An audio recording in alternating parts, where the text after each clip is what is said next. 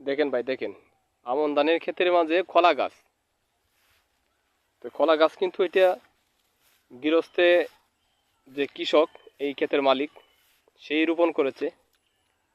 এই কলা গাছটি কেন রোপণ করলো এই ধান ক্ষেতের মাঝে, সেটি অবশ্যই বলতে পারবেন যারা কৃষকের পরিবারের লোক, যারা গ্রাম অঞ্চলে বেশি বেশি আসেন, যারা কৃষিকাজকে পছন্দ করেন, তারাই একমাত্র বুঝতে পারবেন যে এই আমন ধানের ফসলের মাঝে কলা গাছটি কেন রোপণ হলো।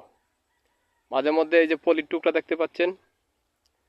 আর এখন বর্তমানে কিন্তু আমন ধানের যে ক্ষেতর থোর হয়ে গেছে গা, হ্যাঁ, একেবারে পাকাপোক্ত থোর হয়ে গেছে গা, দেখতে অসাধারণ, খুবই চমৎকার। চলেন আমার ক্ষেতেই একটা দেখাই, আমার জমিতেই দেখাই যে ধানের মাঝে কিন্তু থোর হয়ে গেছে গা, থোর।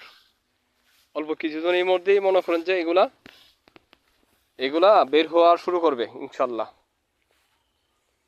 যেরকম এই যে দেখাচ্ছি, যে এটা কিন্তু থোর হয়ে গেছে গা, এটা কিন্তু থোর, যে এই যে থোর হয়ে গেছে গা।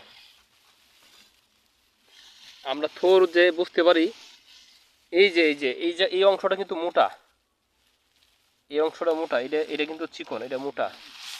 এই জন্য বুঝতে পারলাম যে এটা থোর হয়ে গেছে গা। এই যে এই অংশটা, এটা কিন্তু মোটা। হুম, এই যে অংশটা মোটা, এই যে এই থোর দেখা যাচ্ছে, এই যে দেখেন, এই যে এটার ভিতরে আছে ধানের চড়া, তোর দেখা যাচ্ছে সব কটাতেই তোর, সব কটাতেই তোর। আর যে তোর এই যে দেখেন,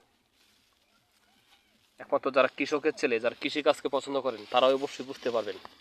আর সেই থোরওয়ালা ধানগুলা ইঁদুরে নষ্ট করছে, একবারে মাথা নষ্ট হয়ে যায় ইঁদুরে কাটা দেখলে পরে দেয়া, প্রচুর থোর।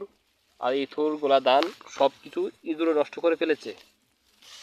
তো আমি গতকালকে কিন্তু ইঁদুরের নাস্তা দিছি ক্ষেতের মধ্যে, সব কটাই খাইছে ইনশাল্লাহ, দেখা যাক।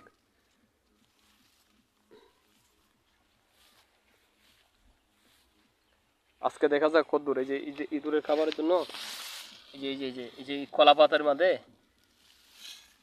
ইঁদুরের খাবার দিছিলাম, পুরাটাই খাইয়ে ফেলাইছে।